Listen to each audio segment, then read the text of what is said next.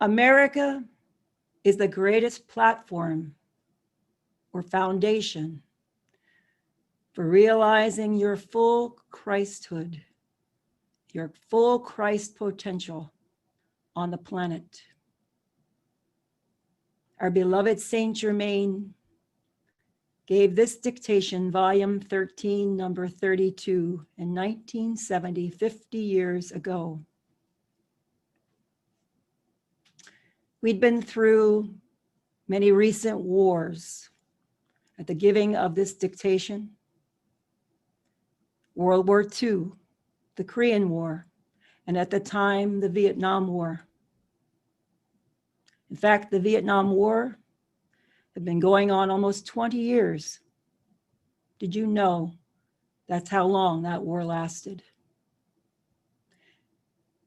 And these wars were all fought over a single issue, the encroachment of our freedoms across the lands, across the peoples of the I Am race of our beloved Saint Germain. This week I was not so much inspired, but more I was led to speak about the subject of communism, which seems to be a grim subject, but it's one that we must understand in our souls and our hearts. The subject evokes many images, thoughts, and feelings in each one of us who burn with the flame of liberty. And for some of us listening, you may have experienced actually firsthand living under a communist regime or government. So Saint Germain begins this dictation by stating the following: to all who would guard freedom's flame from extinction. He says, through the years, we have observed that many are content to let others live their lives for them, to think for them, to guide their destiny. Consequently, many fail to participate in the great battle of freedom. We are convinced that one of the causes behind mankind's present dilemma in world politics is the failure of the God-oriented people, the people who want to have a beautiful world, to do their part in creating it. So what is this situation of communism? We hear it bandied about, socialism, communism. Some people seem to be more in line with it than others. We're not here to have a political discussion, but we must discern in our own hearts where the Ascended Masters stand and where these teachings stand and where some of those folks do stand in the world. Sometimes our discernment can be clouded, I believe, by generational prejudices, familial influences. We're swayed by popular media and by what most people seem to be thinking about and talking about. I read a little bit of a 5-minute, I transcribed a bit of a 5-minute video on what is communism and socialism. And this professor, I'm going to transcribe here and give you some of the highlights here of what he said. And why is this so important to the continuation of Saint Germain's vision of America? What is communism, socialism, he said, and who invented it and thought it was a good idea to govern our lives by? Ideas, he says, have consequences, and sometimes they're good and sometimes they're bad. The yin, the yang, the cause and the effect. And you heard the scripture today. It talks about the cause and effect. It talks about karma. That's what that scripture was about. And sometimes these results are catastrophic, like the ideas of Karl Marx.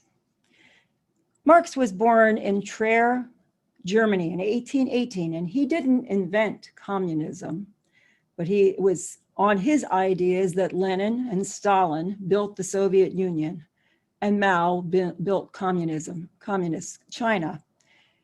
And there were horrible other tyrants, from the Kims in North Korea to the Castros in Cuba, and they built their communist regimes and movements,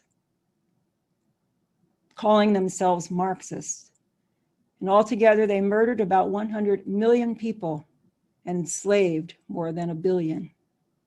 Marx believed that workers, specifically those who did manual labor, were exploited by capitalists, the people who owned the means of production, specifically factories, but did very little physical labor themselves. Only a workers' revolution, Marx wrote, in Das Kapital, could correct this injustice. What would that revolution look like? Well, Marx and his collaborator, Friedrich Engels, spelled it out point by point in the Communist Manifesto. I suggest you look it up and read the points there. It was a pamphlet, a booklet. It included the abolition, these are just some of the points, it included the abolition of property and inheritance, and included the centralization of credit, communication, and transport in the hands of the state, and a lot more around the same lines. In other words, the state owns and controls most everything. This notion was widely discussed and debated in European intellectual circles in Marx's time, but not much came of it until Vladimir Lenin took power in Russia in 1917. This changed everything despite its repeated economic failures. Lenin's Russia, which became known as the Soviet Union, became the model for dictators around the world. Wherever Marx's ideas were practiced, life got worse. Not a little, but a lot. And there's not a single exception to this rule. I'd like to just note here, I have some friends from the former Soviet Union who came here after the wall came down in 1991. They came to America and they started a Bible ministry, or Christians, Tanya and Sergey. And she writes extensively on Facebook about the situation, cannot understand America and where we are this day. And they moved out of this state where I stand today, Illinois, because each state does have state rule and different types of rules, even though we are one nation. And then I have another friend who is from communist China. Her name is Rainbow, and she and Tanya are friends. We're all in the same group together, associated together. And they both do not have an understanding of why people here in America cannot see what is happening. Many people cannot see. Many people can. When it says that not a single exception to this rule ever became successful, not in the Soviet Union, not Eastern Europe, not China, not North Korea, not Vietnam, not Cuba, not Venezuela, not Bolivia, and not Zimbabwe. Wherever Marxism goes, this professor says, economic collapse, terror, and famine follows. So if cataclysmic failure and terrible human suffering is the inevitable legacy of Marxism, why do so many people, especially young people, defend it? Well, the most common answer Marxism's advocate is whoever they are, Lenin, Stalin, etc., Chavez, never really practiced Marxism. They all somehow got it wrong. Marxism, we are told, at its essence is sharing what we have from each according to his ability, to each according to his needs, as Marx put it. Maybe that sounds good to you, but what does it mean? Who determines the ability? Who determines the need?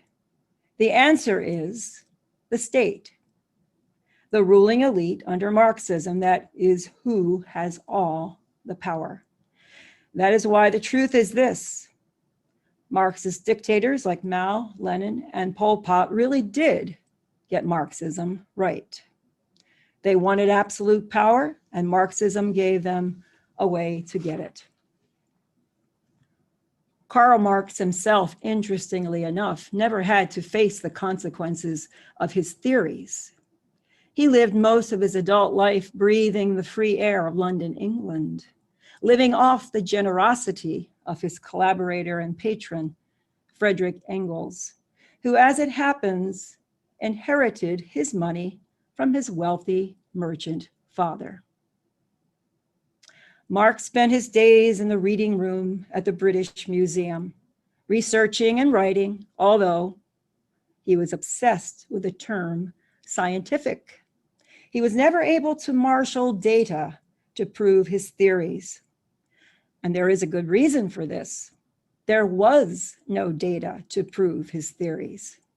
For all of his time in the library, Marx couldn't find any evidence that capitalism, the free exchange of goods and services through privately owned businesses, was a passing phase. Throughout the industrial age, working conditions constantly improved and wealth expanded. Marx had to rely on outdated reports to make his case, and even then, he had to manipulate the data to get it to conform to his predetermined theories. Marx really had no interest in proving his theories. He knew they could be put into practice only by brute force. He said to himself, of course, in the beginning, and this is the Communist Manifesto, of course, in the beginning, communism cannot be effected except by means of despotic inroads. His ends could be attained only by the forcible overthrow of all existing social conditions. What are those social conditions? Well, that is namely religion, family, personal possessions, freedom, and democracy. They all had to go in order to achieve Marx's vision of an earthly paradise. But since few people gave up their liberties and property voluntarily, creating a Marxist state has always required three things, and you can read this on your own: guns, prisons, and summary executions. Marx's many disciples from Lenin on never considered that a problem. Some, like Che Guevara, who has become quite popular with some of the younger people, considered this a bonus. In fact, his quote is, I don't need proof to execute a man, he said. He boasted, I only need proof that it is necessary to execute him. End of his quote. You have a right and a free will to be a fan of Marxism, even after all of the death and hardship it has caused. But don't think it's ever really been tried and succeeded. It has not. It has always failed.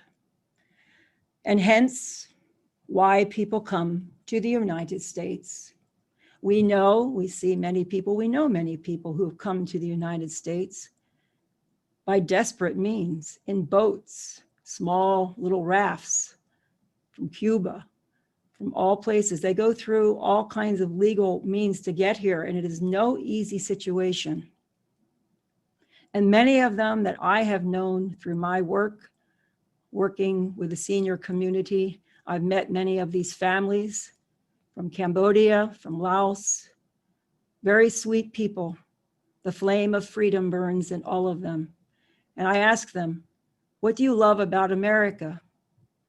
And they say, the first thing they say is freedom. There's no doubt about it. Saint Germain is instilled in the hearts of people throughout the planetary body. It is not just this place here, just for us who are born here. It is for everyone who burns with a threefold flame of liberty in their hearts. And many of those immigrants that come to this nation start businesses. And they are quite motivated and hardworking because they can't believe the opportunities they have. They can't believe the grocery stores, the stores full of products and choices that they have. They can't believe what they have, and they can't believe that many of the people in America don't take advantage of that. Indeed, some of us become so used to, so taking for granted of all of our blessings. And we think about that this week and our Thanksgiving week. We even hear our governments suggesting that we don't even get together for Thanksgiving. Don't come to church. We don't want to spread the COVID-19. And I am not here dismissing the virus. I will not. But I am saying that we must always be mindful. And beloved Saint Germain would say, we must always be mindful of the direction of our governments and what we are being told. Is it all for our own safety, for the good of us individually? Or is there some other purpose? We must discern that purpose. I'd like to read just a little bit about a young lady. And many of you may have seen this video. It went viral a few years ago. And she is from North Korea. She's a refugee and she escaped North Korea, which is not an easy thing to do. Her name is Yeonmi Park, and she lived 13 years of her life in North Korea.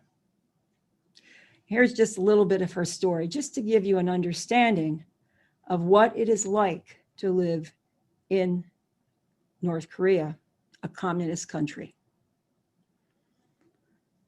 She escaped from North Korea and life under that brutal regime. She recounted in 2014 a speech that recounted her escape.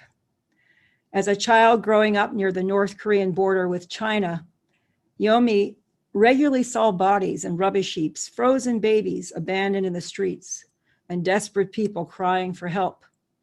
When she was 9 years old, she saw her friend's mother publicly executed for watching a Hollywood movie. We aren't free to sing, she says, say, wear, or think what we want.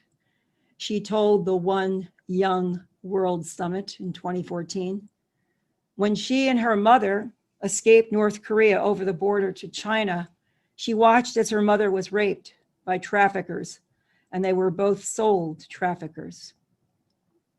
She relives those experiences nightly in her dreams. And she says, I hate to go to sleep and I hate the dark. I just accept that because you go through all of that, there will be some consequences. I just scrape through, so I'm happy. And if that's all I have to go through, bad nightmares and not getting a good night's sleep, I'm just going to accept that that's how it is. I'll surrender my desire to have happy dreams. Even though I try to forget it subconsciously, I remember these things. And that's why in my dreams, I'm still in North Korea, still in China, and finding a way to escape. In January 2015, the North Korean government-run website posted an 18-minute video titled The Human Rights Propaganda Puppet, Yeonmi Park. You can believe this is one courageous young woman, because after all, she says, the leader of North Korea killed his own uncle. He'll kill anyone who goes against him or against the government. She said, I knew I was risking my life, but they also used her own relatives to speak against her, of course, at gunpoint. They're afraid, and that's another part of it. Living in fear.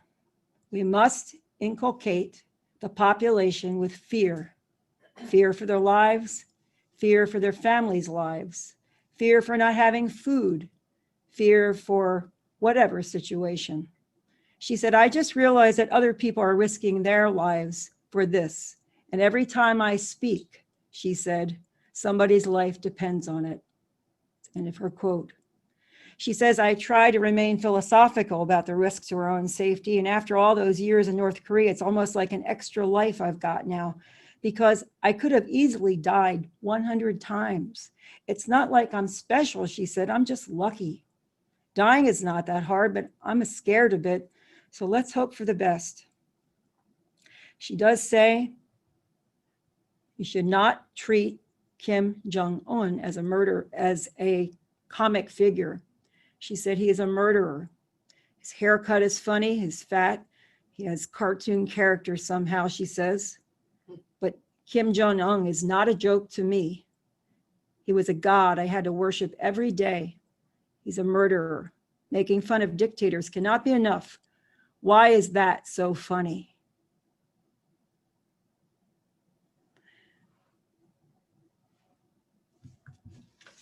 She also said, and a few other things, they didn't have dictionaries like we have.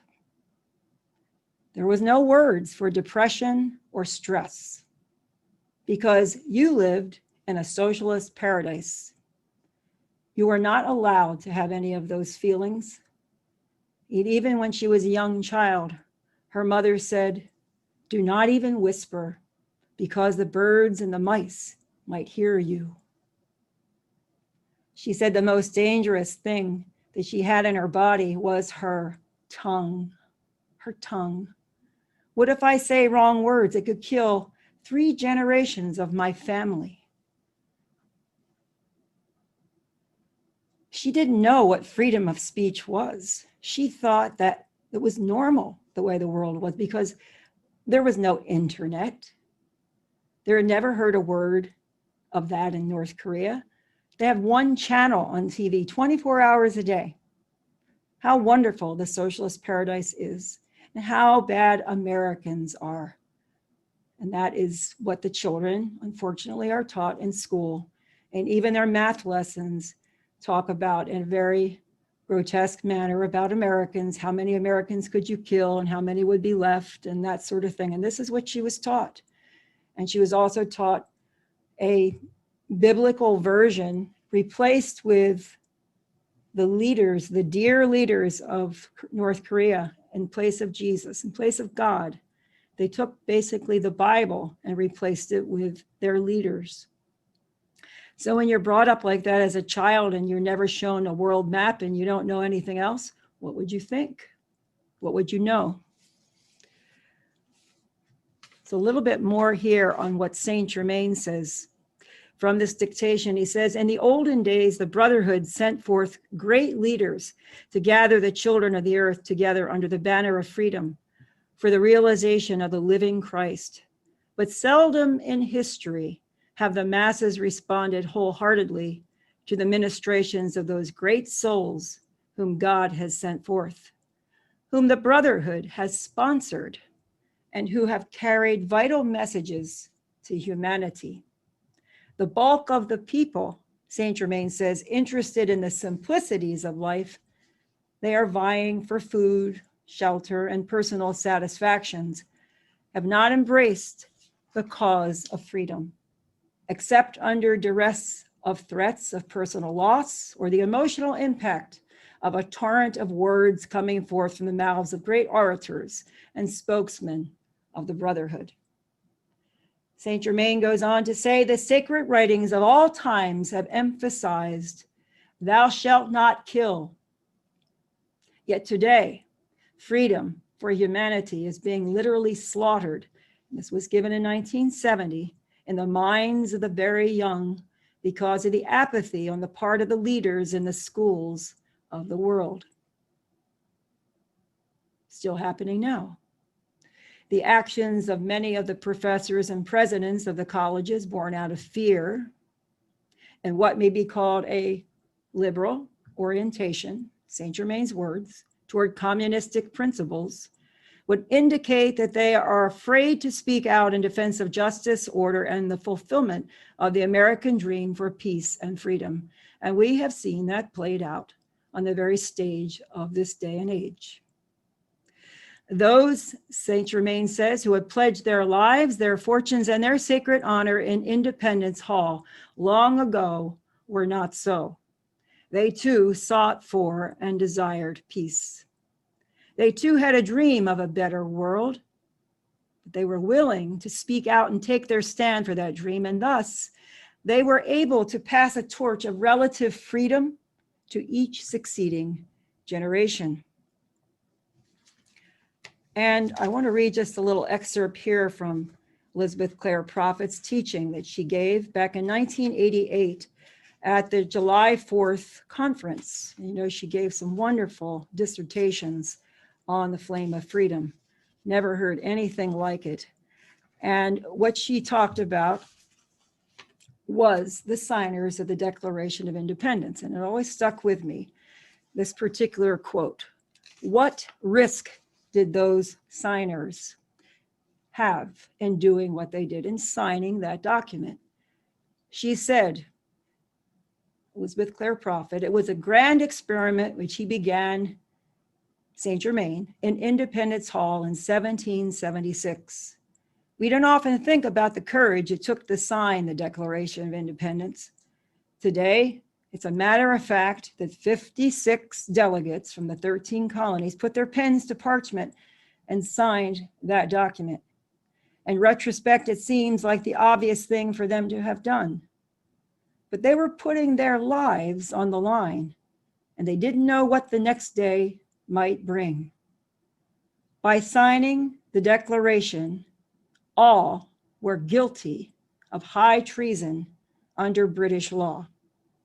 The penalty for high treason was to be hanged by the neck until unconscious, then cut down and revived, then disemboweled and cut into quarters. The head and quarters were at the disposal of the crown. Brutal, but true. No wonder, she says, they wavered. No wonder they discussed back and forth for days on end before signing the document that carried so grave a penalty. An old legend, which you can read in Pearl, volume 32, number 25. I won't read that this morning. Look that one up, volume 32, number 25. And that is this 4th of July, 1988, 4th of July presentation. Elizabeth Clare Prophet came. She reads about that. There is a story that galvanized the delegates and gave them the courage to sign the document. And that was from a book called Washington and His Generals, or Legends of the Revolution, published in 1847. So just a couple of things here. I won't read all of them. They're in this particular pearl. In pledging their lives, fortunes, and sacred honors, the 56 signers of the Declaration risked much. 22 of them experienced one or all of the following: early death through wounds or hardships sustained during the war, the loss of their families, their personal fortunes, or destruction of their homes and livestock. Among the 7 who died of hardships during the war was Honest John Hart. He was a farmer turned legislator. In the winter of 1776, he fled Princeton, New Jersey, before the British invaders. For weeks at a time, he slept in different bed each night, sometimes sleeping in caves, David C. Whitney writes. Hessian mercenaries pillaged his farm and killed his livestock. And when he returned home, he found his wife had died and his 13 children had been taken refuge with neighbors. Hart died in 1779. Others suffered persecution for their beliefs. Persecution is believed to have contributed to John Morton's early death. Morton was a Quaker, and his friends turned against him for supporting armed struggle. Quakers are pacifists. They don't believe in using arms. While Morton lay dying, he's said to have cried out, "Tell them that they will live to see the hour, and they shall acknowledge it to have been the most glorious service that I ever rendered to my country." And after his death in 1777, his wife and family were forced to flee the oncoming British. Thomas Nelson, the governor of Virginia, lost his home and fortune. Writes Whitney, the story's told that during the siege of Yorktown, Nelson observed that his own mansion in the town was the only one that had not been struck by the American artillery. Upon inquiring why, he was told that the cannoneers had been asked to respect the governor's property, even though it was being used as Cornwallis's headquarters. Nelson urged it to be fired upon at once and had the pleasure of seeing British officers flee from his house as it was struck by cannonballs. But just a little background on some of the signers of the Declaration of Independence. Saint Germain goes on to say, those who have no avowed faith in God, but choose to believe that the world is the creation of a chemical or electrical accident, quite naturally would fall in love with a scientific postulation. We talked about Marx's scientific postulation. He really couldn't find the data to back it up, but he did it anyway. Saint Germain says these could accept a scientific reality, but neither communism nor chaos are scientific. And not only are they unscientific, they are anti-scientific. Saint Germain. I thought about, as I was preparing this, a movie. How many of you have seen It's a Wonderful Life? The movie It's a Wonderful Life. It's a holiday classic now. It was written, the screenplay was written by Frank Capra. Frank Capra was an Italian-born immigrant to the United States. He came to America when he was about 6 years old with his parents, and he worked through the process, like many immigrants have, to become quite famous and quite wealthy through his work, his creative inspiration. Frank Capra also served for 5 years in the military, in the Army. And when he came back from the military, he had a very bad taste in his mouth of war. He didn't want anything to do with it anymore. I'm telling you this story because it was after the war that he made this movie. And he wasn't sure what he was going to do to make his first movie. And someone came to him with a script. And it seems the script was from a man who had written a story called The Greatest Gift. The Greatest Gift had been trying to be sold by the author of the story, but he had no success in selling it. So he printed out about 200 copies of it and put it in his Christmas card that year. And someone got a hold of it, and they went to a studio in Hollywood, and they brought it to Frank Capra.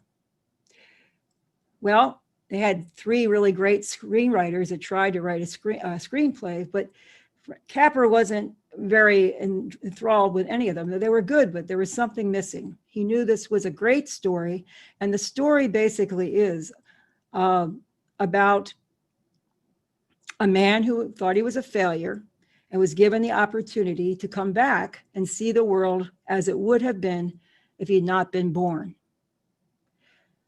And Capra himself said, it is the most humane way of giving this movie, an important way of pinning down the importance of the individual, the main theme of all his films, of Capra's films. Well, the theme of every man's life touches so many people's lives, each one of us. And he says that so many people have had that thought of suicide, because in the movie, in the story, George Bailey, who is played by Jimmy Stewart, who also was a veteran of the military and came back. Both of them were good friends, and he was the perfect choice for Capra to play in this movie. They were both very excited and good friends. And you can tell the story was fantastic because the vision itself showed a conception of America that I was thinking about. It's a wonderful life. And indeed, all the people who come to the United States, that's what they want. They want a wonderful life. So what happened to George Bailey in the movie? Most of you who have seen it know that he had some hard times, some difficult situations. Life was never working out the way exactly George thought it should work out. And he felt he was a failure, and he jumped off a bridge into the icy water in the middle of winter. And there was an angel, an old man, played by a character actor of the time, and his name was Clarence Oddbody, and he was trying to gain his wings. Remember that? And he had to go, his assignment was to go down and save George Bailey. So he went down and he saved him, and they had to go back and show him. He showed back his life of how it would have been in the little town of Bedford. That's where George Bailey lived with his family and his wife and children. How it would have been if he'd never been born. And so he got to see that whole picture. He couldn't believe it. He couldn't believe, well, that's not the way it was. That's not the way it is. He says, oh, you were never born, George. So that's what happens when you weren't there. That individual exercising his free will, exercising his liberty flame, bringing forth family, bringing forth children,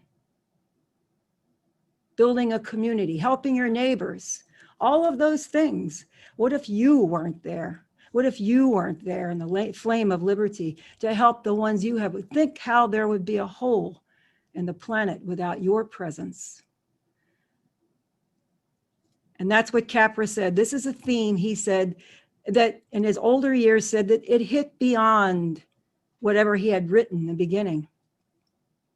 In fact, he said, you had to read between the lines. There was something deeper there. And indeed, the movie itself at the time, surprisingly, did not do that well. And partly because it opened on the East Coast in the winter, and there was an ice and storm, a lot of bad weather. And also people found the subject to be rather depressing. But what Capra did was he showed real emotions, real life situations of overcoming in America and what could be done. And so happened that the movie kind of came out and went away in a few months and wasn't much thought of. That was the 1940s. And then in the 1970s, it just so happened because of some clerical error, the copyright was coming due and was going to be ending, and they needed to sign it to extend the copyright of the movie for another 28 years. Well, no, somebody didn't do it. And so therefore the movie began to play on television to a greater and wider audience than would ever be reached in the theaters. So people began to watch it. It became a tradition. It became part of what the American culture. So this theme could hit practically everyone, the overcoming nature of the American way of Saint Germain. Saint Germain said, in this dictation, the principles of communism fail to take into account any cause and effect sequence outside of the material universe where the state is supreme. They do not allow for the development of the full potential of the Christ within the individual and his unlimited spiritual resources as a son of God. They ignore the inequalities produced by individual karma, and they attempt to force economic equality in direct opposition to the laws of nature, which declare, and this is from our scripture today, whatsoever a man soweth, that shall he also reap. You hear about social injustice. You hear about economic inequality. You hear about that all the time today. Where is that coming from? Saint Germain goes on to say, if there is one thing that history has proven, it is that any system which defies nature and its immutable laws is doomed to failure. It is that any system which defies nature, I'm going to read that again, and its immutable laws, that means natural laws, is doomed to failure, with or without the assistance of the Hegelian synthesis. Now, Hegel, he was a philosopher. And to explain this simply, because it's very intellectually and up in the mental body, is that Marx used that Hegelian theory and synthesis as to explain you have an antagonist and a protagonist, and you have like a debate going on, and they bring the two ideas together until there is nothingness. It's the synthesis of the two opposing ideas becomes nothingness. That's kind of like what we're talking about here with communism and socialism. It becomes nothingness. You don't have a point of view. You don't have a point of view. You can only have synthesis. Saint Germain goes on to say the common weal, which means the welfare of the public, of divinity, is an electrifying concept that has stirred the hearts of the world's greatest thinkers throughout the ages. Let men and women then learn to scorn chaos as the handmaid of communism and realize that the vacuum that anarchy creates is yet abhorred by nature. Indeed. The wheel of progress that moves toward greater freedom and peace and toward greater benefits of the world is geared to no automatic pilotage. Okay, that kind of means what he's saying there, automatic pilot. There's no automatic pilot in the world. We have free will. We have free choice in this land. And Saint Germain says it requires the guiding hands of those who will accept the challenges of the hour, notwithstanding the dangers inherent in this or any age, and who will seek to guide humanity in a way of justice and reality. Saint Germain says it must be borne in mind that there is no one specific individual who would destroy freedom on the planet, and this was from our bulletin, but there are many councils dedicated to the promotion of rebellion operating in America. That was 50 years ago. Do you see councils promoting rebellion operating in America? Who is promoting division? Who is promoting that? We have to look. And he says, as well as behind the iron and bamboo curtains. These forces, as well as those sponsoring world communism, do not need to exercise restraint in the nations they've already conquered. A look at the globe will reveal that the great land masses and populations of the world are being slowly absorbed into a great protoplasmic octopus, a seething sea of people dominated by a central committee and an unfortunate manifesto issued by Karl Marx, which we've already talked about, the most damning indictment of freedom, says Saint Germain, that has ever been written.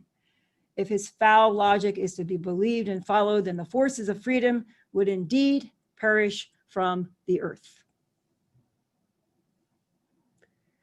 Saint Germain says, as harbingers of this continual swallowing up of the world's landed areas and peoples by the forces of communism and anarchy, the dark plotters have operated in America in the sub-basements of life, preparing their takeover of the nation, not by destructive acts of war, unless necessary, as you heard in the Communist Manifesto, according to their teachings, but rather by invading the universities and school systems of the country. Now, if you take out a copy of the Communist Manifesto, one of the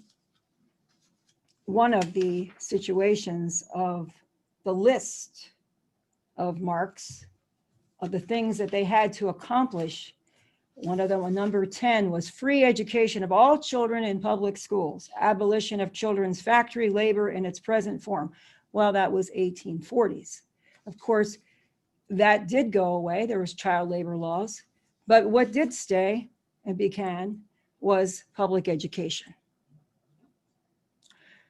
So look at those words and look at what is happening in America. I only ask you to examine the words of Marx and what is happening around you. Saint Germain says, they have sought to destroy in the educational systems the faith and the morality of the young students and to take over the institutions of religion where they could not accomplish the total breakdown of individual self-respect by the systematic destruction of Christian values. I remember as a child, very young, my father talking about taking prayer out of schools. He said they used to say the Lord's Prayer in the school he grew up in the little town in New Jersey I grew up in. And anyone who's wasn't born in the 50s probably can remember saying a prayer in school. And there was one woman with the name of Madeleine Mary O'Hare who went to court and had advocated for this to be taken out of school. And there was a particular prayer which was very general to God, a higher being, divine being. That was the point of issue and why they didn't want this in school. I remember in grammar school, there was one girl who was a Jehovah's Witness, and she never would stand and salute the flag with us, which I guess they do sometimes now if they're in school. And I remember she sat down and did not salute the flag nor participate in any Halloween parties or anything else, because that was worshiping a graven image in the minds of the Jehovah's Witness, the faith. So I remember thinking that was rather strange. Everybody else was doing this and I didn't understand it. But we did have our free will. She had the free will to practice her faith even in that little schoolroom, to not put her hand over the heart and do what she thought was incorrect. She had that freedom. Saint Germain says, by using those whom they have already controlled and engaging others whom they could not control in a fraudulent battle for social equality, they have effectively mobilized large segments of the American population. Well, that's pretty much happened in 50 years. They have spread abroad the use of dangerous drugs, multiplied human vices by the corruption of the media. Now we have social media, destroyed the sanctity of the home and family and the cultural fluency of beautiful music. They have created a climate of fear in the political world and manipulated the tax and financial structure of the nation so as to provide vehicles through which to cut off supply to the forces of freedom. Currently, they are raising the prices of staples, and that was in the 1970s, right on the shelves in the stores and warehouses as another means of accomplishing their ends. Do you remember in the late 1970s, the rationing of gas, waiting in line for the day that you could get your gas for your car? I do. One of the other points of the Communist Manifesto I want to bring up here, number 2 of Marx's communist list, was a heavy progressive or graduated income tax. That really jumped out at me, because here in the state of Illinois, we just voted down a graduated tax. Thank God, because it's taking what you have and by these legal means of taking the hard work of your hands and your heart, your light, and taking more of it. So there are other ways to do it. There are other ways to do it. Saint Germain said, albeit I am no alarmist, I know that the words of Paul Revere, the redcoats are coming now, must now be applied to the communists who are already here and who, in great overconfidence, are pouring out of their holes and revealing their true identity. Their names are becoming known to the American public, while the politicos sit back and in uncertainty label the lovers of freedom by the title silent majority. And that was during the time of Nixon administration then, and he urged people to speak up, to go out and proclaim liberty and freedom. The time has come, says Saint Germain, when the silent majority must no longer be silent. As surely as truth lives, if men continue to be silent and to fail to support the causes of freedom, they will themselves be cut off from reality or even from life among the living by the machinations of the destructive forces now rallying to gain absolute control of America's destiny. Saint Germain says, there is a steady stream of poisonous energy pouring forth from the presses of the world. Well, we don't read the papers as much, but we do have the internet. Distortions are numberless. We have television. And commentators paid by the forces of revolution constantly broadcast messages of dissent and destruction to the subconscious as well as conscious minds of men. Even the advertisements of the world are using the theme, revolution is now. You heard a lot of rock and roll music. There's going to be a revolution. You remember those words. And America and the free world, awake before it is too late, says Saint Germain. And he stands here today with us and says the same thing. America and the free world, awake before it is too late. Once the takeover is complete, long will be the dark night when freedom will seem extinct among men. I urge even now for all to rally at our conference. This is a year of vital destiny, 1970, when the patriots must rise as never before and recognize that the words of the great master of old, Father, forgive them, for they know not what they do, must be used in consideration of the innocent victims among the youth of the world. Father, forgive them. They know not what they do. They do not have the illumination, the understanding. They do not know. They have not been taught. We must teach them. Saint Germain says there are many among them who see, and although the blind lead the blind and shall all fall into the ditch, there are great potential leaders among the youth, vital and courageous men and women who, proud of their ancient heritage and tradition, see that the banner of freedom must not be lowered and that the quality of life must be improved. These know that a correct appraisal of history will extend to man a view that will provide him with a necessary understanding to make right decisions and to take a right course of action in this day and age. There have always been greedy men upon the earth. There have always been men who would sell their souls for a price. There have always been blackguards in high places, and some men do evil and know what they do, and some men do it ignorantly and innocently. But whereas these men whose dark deeds would destroy all beauty and freedom upon earth remain entrenched in positions of power as modules of the worlds of finance, entertainment, and politics, the fact that they are still in the minority seeking to control the majority. I'm not sure if that's true anymore. I'm not sure exactly where that is. There might be a 50-50 there because we have come in a different way in the last 50 years.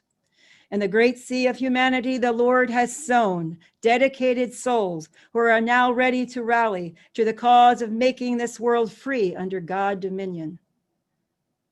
God gave man the gift of freedom within his heart.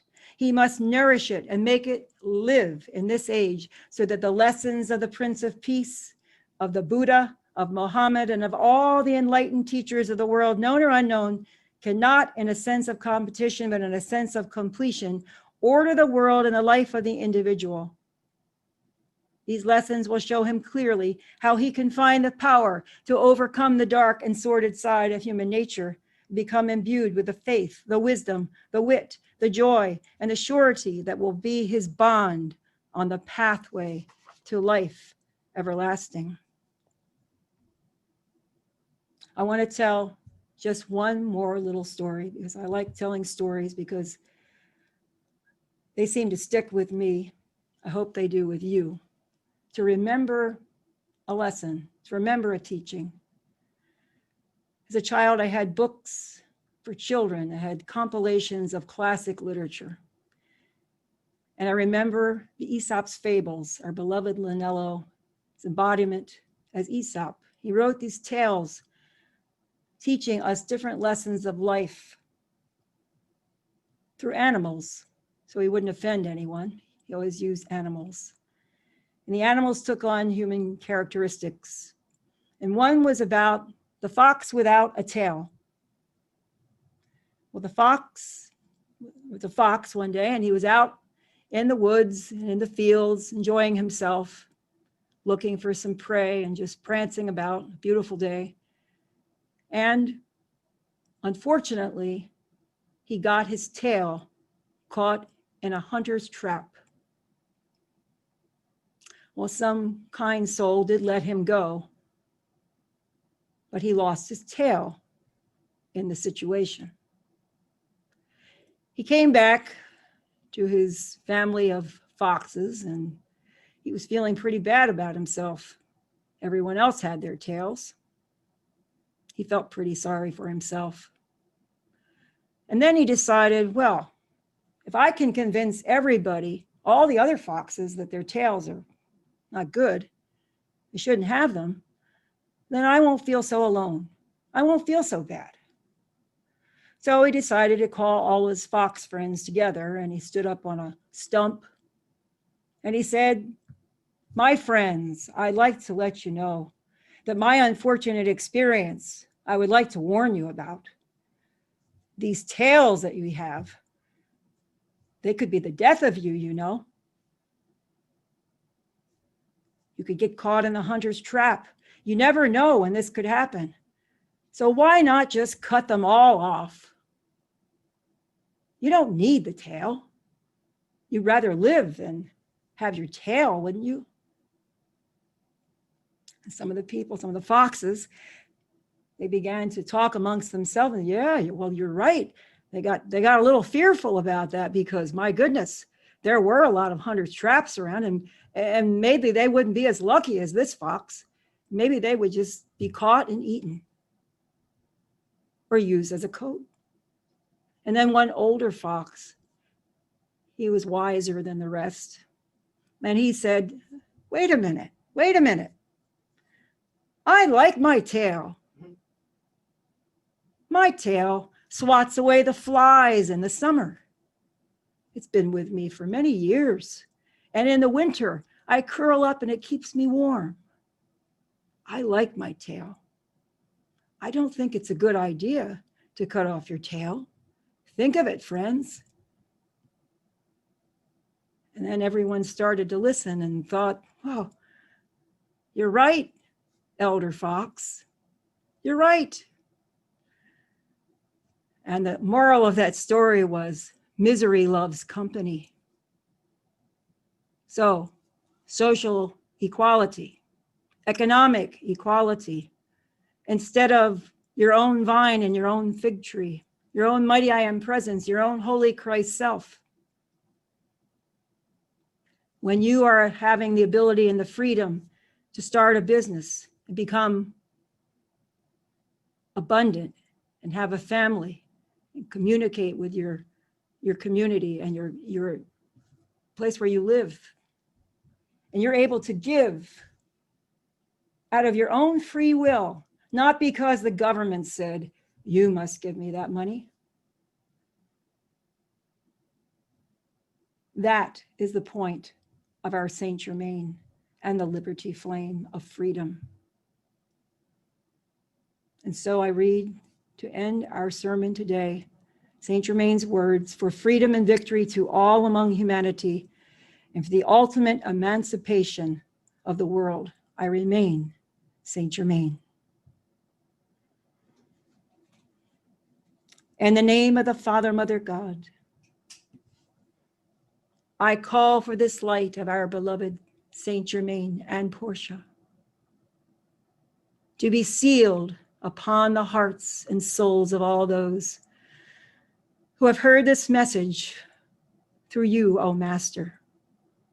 Let it be so impressed in their hearts. Let it be impressed upon them to spur them to action in faith and life and the continuation of the vision of your plan for America. Oh God, we are grateful in this week of Thanksgiving, and we stand together in thy flame of liberty and the flame of gratitude for the opportunity to stand and still stand and worship with thee, O God.